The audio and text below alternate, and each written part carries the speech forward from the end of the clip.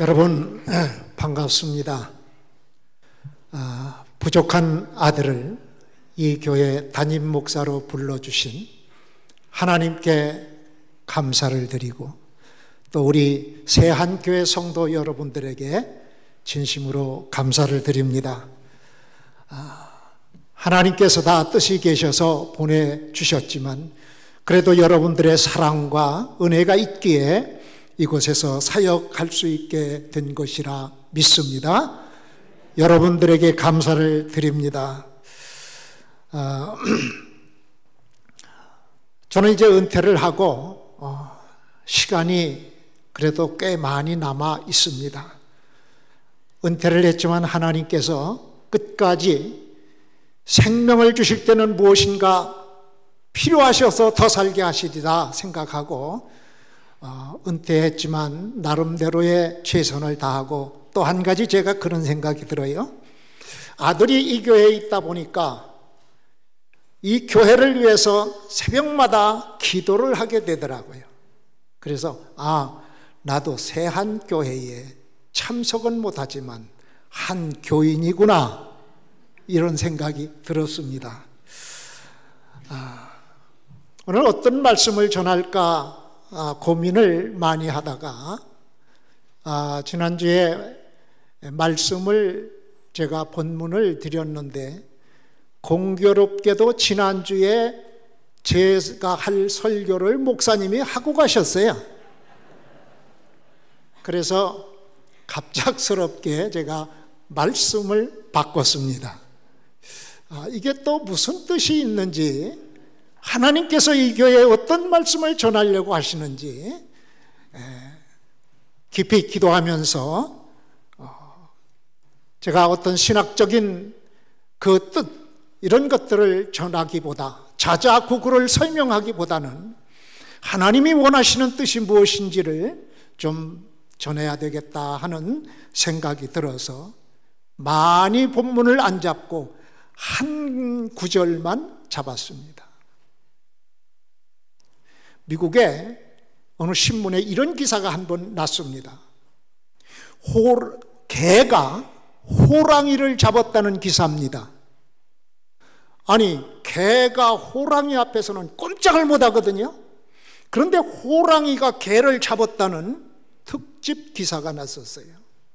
그래서 어떻게 개가 호랑이를 잡았는가? 포수가 개를 데리고 가서 호랑이가 있을 때 불라! 하고 했더니 이 개가 호랑이를 쫓아갔습니다.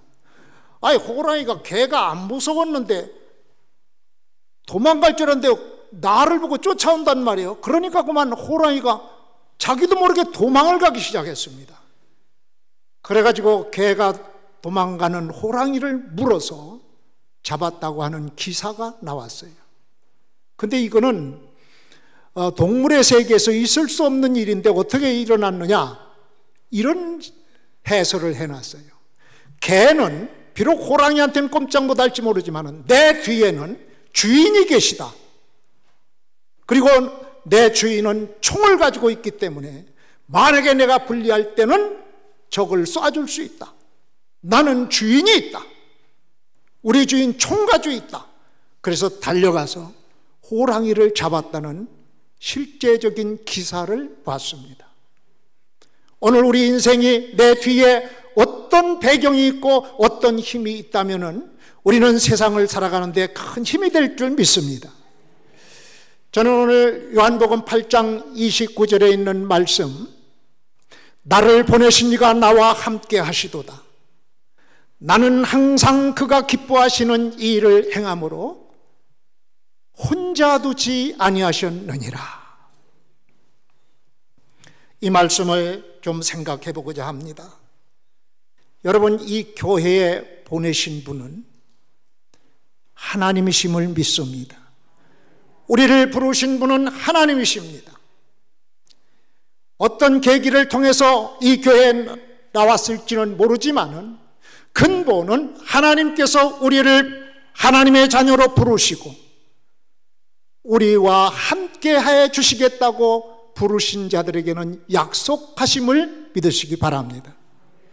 요한복음 8장에 보면은 예수님께서 가늠하다가 현장에서 들린 여인을 모든 사람이 돌로 쳐 죽여야 되는데 예수님 어떡할까요? 하고 바리새인들이 끌고 왔을 때에 죄 없는 자는 이 여인에게 돌로 치라, 이 말씀하심으로 말미암아 그 여인이 죽음에서 살아났습니다. 많은 사람들이 깜짝 놀랐습니다.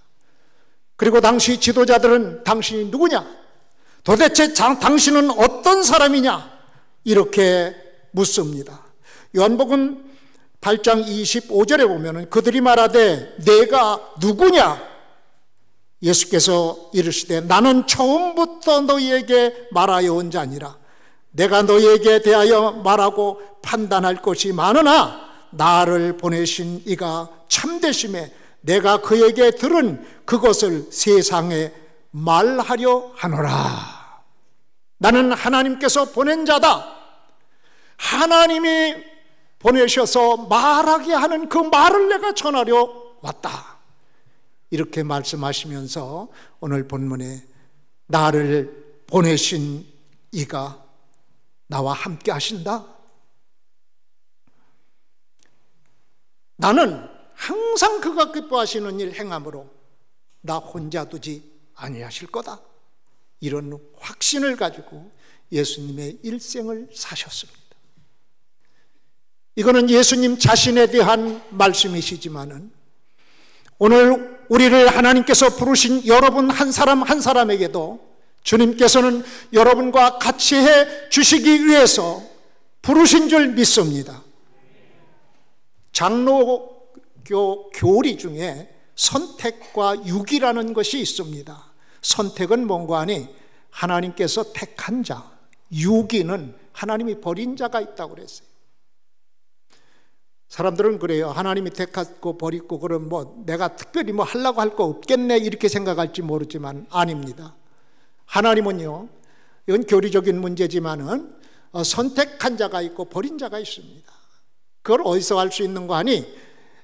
야곱과 에서가 하나님께서 복중에 있을 때에, 쌍둥이였잖아요. 복중에 있을 때 야곱은 택하시고 또 에서는 택함에서 제외된, 형이지만은 제외된 이런 일을 복중에 벌써 말씀하셨다 하는 말씀이 예레미야서에 보면은 나옵니다.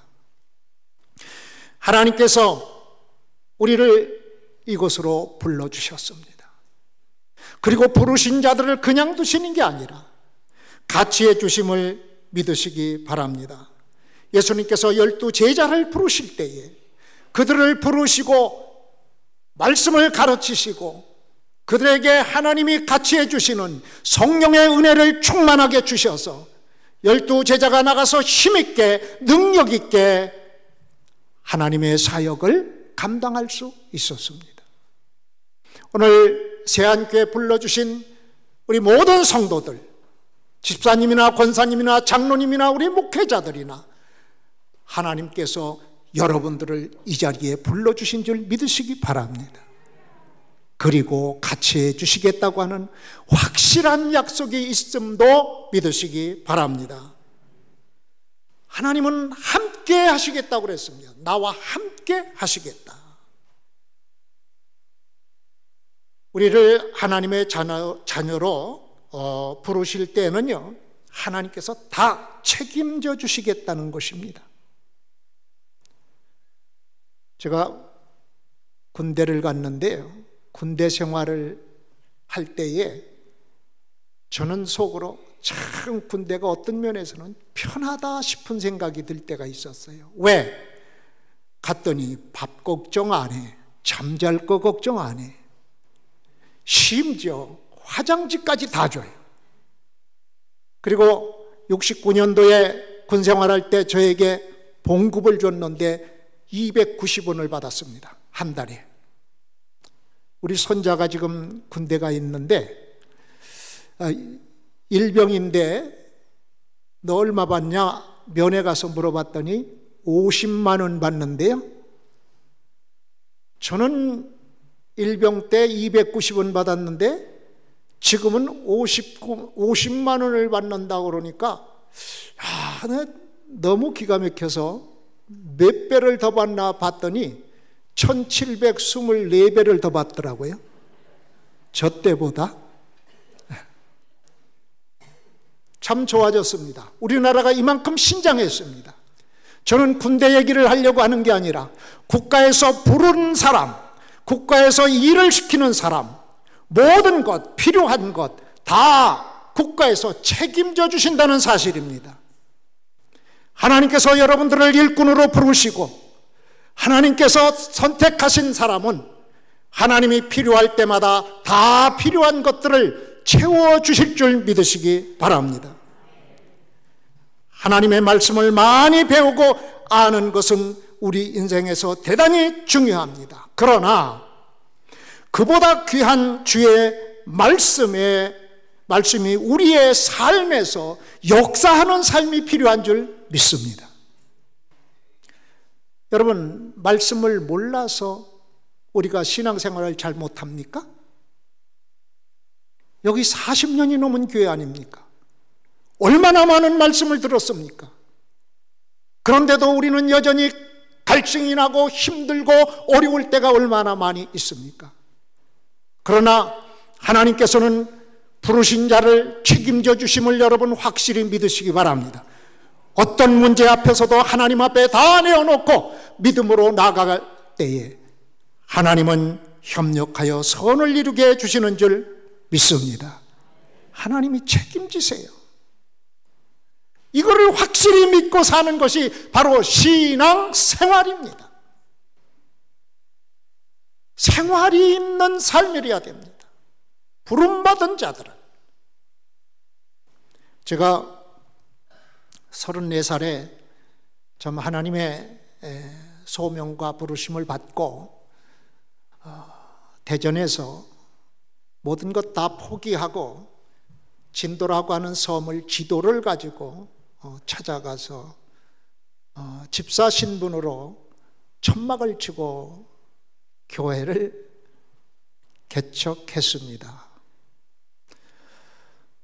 전라남북도에서는 아는 사람 한 사람도 없고 인간적으로는 상당히 외롭고 쓸쓸하지만 주님이 같이 하심을 믿고 천막을 치며 일을 하는데 그때 우리 아들이 10살이었습니다. 근데 벌써 50이 된 것 같아요. 10살인데 초등학교 3학년인데 누가 뭐 생활비 주는 것도 없고 근데 어디에서 뭐 이렇게 해가지고 3만 원을 한 달에 3만 원을 어느 선교 단체에서 주길래 그 3만 원 가지고 시작을 했는데 어느 날 쌀이 떨어져서 아침에 아이들 학교를 보내야 되는데 도시락도 싸서 보내야 되는데 이 양식이 없는 거예요. 제일 부모가 자존심 상하는 게 자식에게 밥을 못 먹이는 겁니다. 참 자존심이 상하더라고요. 그날따라 눈은 또 펄펄 내리는데 내일 아침에 아이들 밥을 못 해 먹이게 이런 위기에 놓여 있었습니다. 잠도 잘 안 옵니다. 그런데 12시쯤 됐는데 누가 문을 두드려요. 그래서 나가봤더니 어떤 분이 쌀을 한 마를 이고 왔어요. 그 밤에. 아이고 웬일이냐. 그러니까 남편한테 혼날까 봐 그랬는지 쌀을 한 마를 이고 필요할 때 잡수시라고 그래요. 그래서 제가 깜짝 놀랐습니다. 아니 하나님께서는 엘리야를 까마귀를 통해 먹이시던 하나님, 아니 하나님이 나를 이렇게 필요한 것을 알고 계시고 나는 그것도 모르고 밤새 그냥 걱정하고 근심했는데 밤 12시에 세상에 쌀을 갖다 주시다니. 그리고 제가 너무 감사해서 하나님 잘못했습니다. 아버지 다 책임져 주실 줄 믿습니다. 그리고 지금까지 밥 안 굶었습니다. 그리고 다음날 밥해서 아이들 도시락 싸서 다 보낼 수 있었습니다. 물론 여러 가지 시련과 고난과 어려움이 있었지만은 하나님께서 우리의 삶의 여정을 다 지키시고 보살펴 주시는 줄 믿습니다. 여러분, 걱정이 무엇이 있습니까? 여러분, 힘든 일이 있습니까? 어려운 문제가 있습니까? 우리 주님 앞에 맡길 수 있기를 바랍니다. 다만 우리는 범사에 감사하고 그의 원하시는 뜻 안에서 믿음으로 나아갈 때에 하나님께서는 우리에게 필요한 것들로 다 선하게 역사하실 줄 믿습니다. 병든 자가 있습니까? 하나님 앞에 내 모든 것을 맡기십시오. 하나님이 오라 하면은 할렐루야로 주님 앞에 갈 수 있어야 됩니다. 하나님 앞에 설 날을 생각하며 어떠한 상황 속에서도 나를 책임져 주시는 전능하신 하나님 앞에 우리는 당당하고 떳떳하게 믿음으로 행동에 옮기며 나아갈 수 있는 여러분 모두가 되시기를 주의 이름으로 축원합니다. 그런데 오늘 한 가지 중요한 것이 있습니다. 항상 그가 기뻐하시는 일을 행함으로 혼자 두지 아니하셨느니라. 이 항상이라는 말씀이 중요합니다. 가끔은 하나님 의지하고 하나님을 기쁘시게 할 수 있어요. 기분이 좋을 때는 교회도 잘 섬기고 잘할 수 있어요. 내가 뭐 잘 될 때는 하나님 앞에 감사하고 잘 주님을 기뻐하시며 살아갈 수 있어요. 그러나 항상이라고 하는 것은 사실 쉽지는 않습니다. 좀 기분 나쁜 소리 들었는데도 하나님 기쁘게 나아갈 수 있습니까? 이게 중요한 거예요. 항상 그의 기뻐하시는 일을 행함으로 나를 혼자 두지 아니하셨느니라. 그 항상만 없어도 조금 괜찮겠는데 그 항상이라는 단어가 제일 중요한 거예요.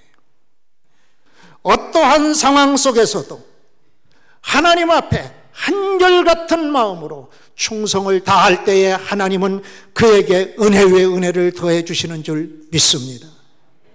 우리나라의 백낙준 박사님, 여러분들 연세 드신 분은 잘 아실 줄 압니다.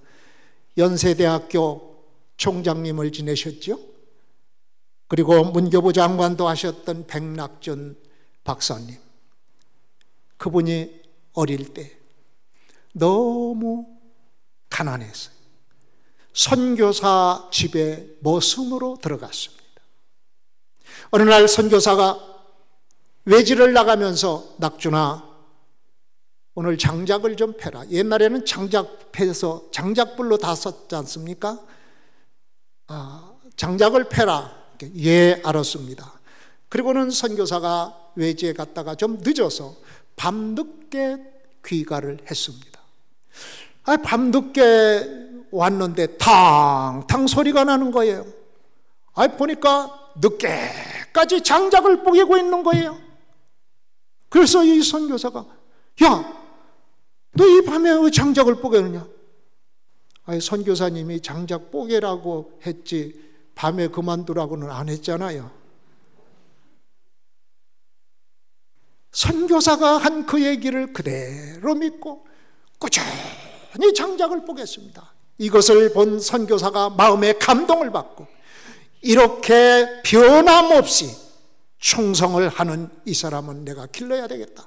그래가지고 미국을 보내서 공부를 시켜가지고 박사가 되고 돌아와서 한국의 유명한 인물로 키워주셨습니다. 교회는 하나님이 기뻐하시는 일이 무엇인지를 항상 머릿속에 그리며 찾고 구하는 교회가 되어야 될 줄 믿습니다. 교회는 건물이 아닙니다. 여러분 한 분 한 분이 진정한 교회입니다.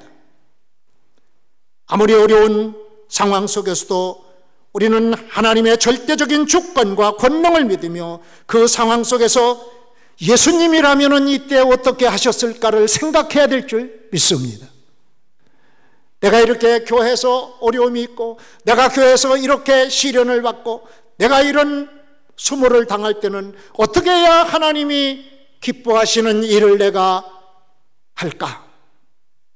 이럴 때마다 우리는 하나님이 기뻐하시는 일에 인생의 초점을 맞출 수 있는 여러분 되시기를 바랍니다. 오늘 말씀을 역으로 한번 생각해 보면 이렇습니다.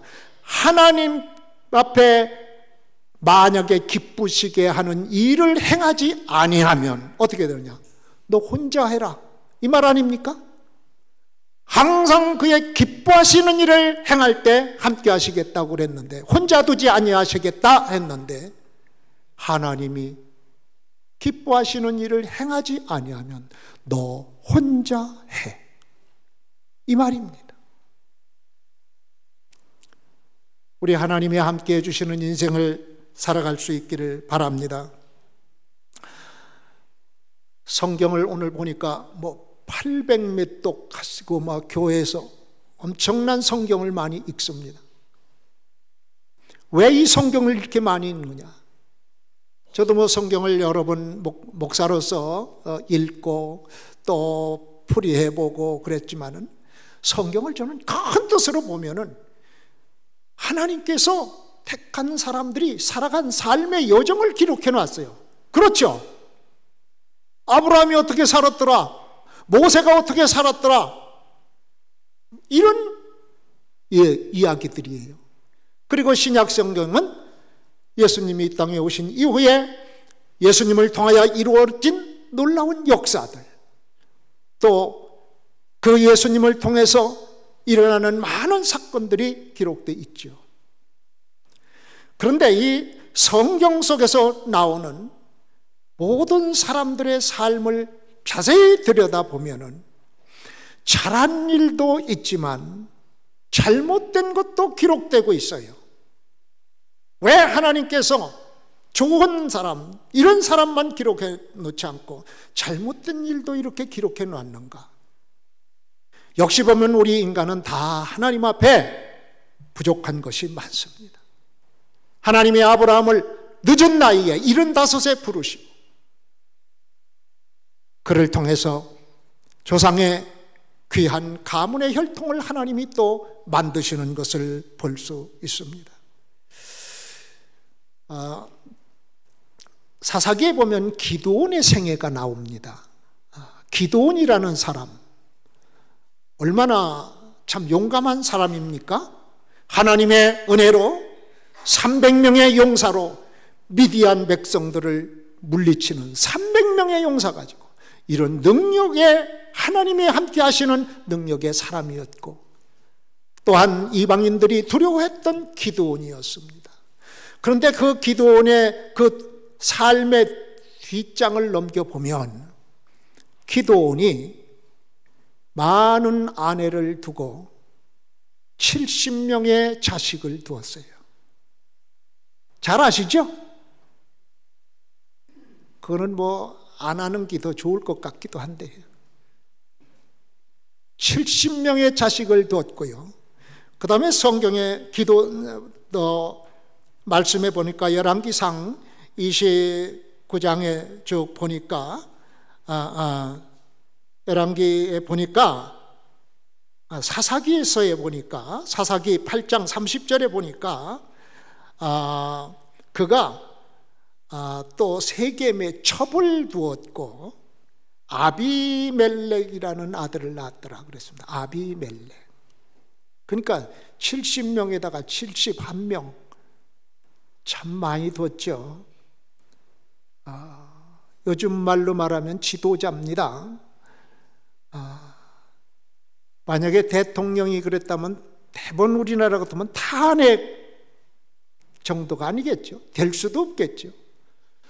그런데 그 기드온이 우리가 용감하고 그렇게 위대한 사람으로 보였는데 말년의 인생이 어떻게 됐느냐? 그 자식 아비멜렉이라고 하는 첩의 자식이 그 기드온의 아들 70명을 한 반석에서 다 때려 죽였습니다.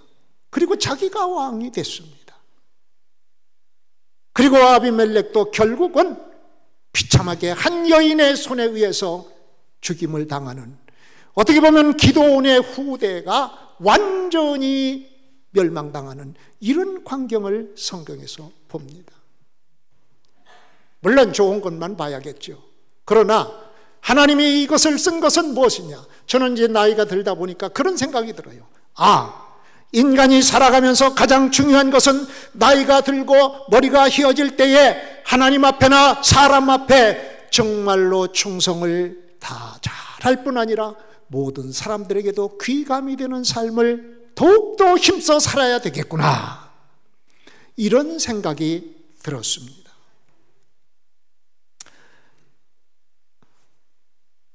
(12시) 안에 마치하죠.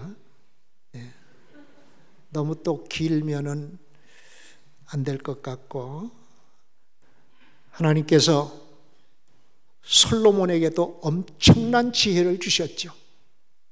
지혜를 주셨는데 솔로몬에게 하나님께서 일천번제를 드리고 나서 어떤 말씀을 하셨는가 하니, 열왕기상 4장 29절에 보면 하나님이 솔로몬에게 지혜와 총명을 심히 많이 주시고 또 넓은 마음을 주시되 바닷가에 모래같이 하시니 그랬어요. 솔로몬에게 우리는 지혜와 총명을 많이 줬다는 건 대부분 잘 알아요. 그런데 솔로몬에게 넓은 마음을 주셨다는 것은 보면 잘 모르더라고요. 여러분, 이게 더 중요합니다. 지혜도 살아가는 데 중요합니다. 총명 중요합니다. 많이 하는 것 중요합니다. 그런데 무엇보다 넓은 마음을 우리가 가져야 될 줄 믿습니다. 근데 넓은 마음을 주시는데 바닷가에 모래같이 하게 하셨다. 물론 여기 여러 가지 해석이 있습니다만은, 여러분, 바닷가에 모래밭 막 아이들이 뛰놀고 그림을 그리고 때로는 지저분한 것이 바닷가 모래 위에 많이 있고, 그런데 바닷물이 한번 싹 들어왔다가 쫙 빠져나가면 깨끗해지죠. 하나님께서 솔로몬에게 넓은 마음을 주시고 바닷가에 모래같이 하셨다, 많게 하셨다, 이렇게 말하고 있습니다. 오늘 여러분, 우리가 세상을 살아가면서 하나님을 기쁘시게 하는데 우리의 마음이 넓어야 될 줄 믿습니다. 원망스러운 것, 불평스러운 것, 과거에 눈물 났던 일들, 마치 우리는 하나님의 바닷물결 같은 말씀으로 말미암아 모든 내 마음속에 있는 죄악된 것들을 다 기억조차 하지 아니하고 주님은 잊지 않겠다고, 회개하는 내 자에게는 잊지 않겠다고 하셨는데, 우리는 여전히 마음속에 품고 그것이 병이 되고 있고 그것이 마음속에서 떠나지 않는 사람들이 있다면, 오늘 이것을 넓은 마음으로 다 버리고 하나님 앞에 넓은 마음으로 품을 수 있는, 하나님이 기뻐하시는 여러분들 되시기를 바랍니다. 우리는 신앙 고백을 이렇게 했죠. 전능하사 천지를 만드신 하나님 아버지를 내가 믿사오며. 우리는 전능하신 하나님을 믿고 살아갑니다. 나는 부족하지만, 나는 약하지만 전능하신 하나님이 나와 같이 하시면은 우리는 두려울 것도 없고 무서울 것도 없고 힘있게 이 세상을 하나님 영광을 위해 살아갈 수 있을 줄 믿습니다.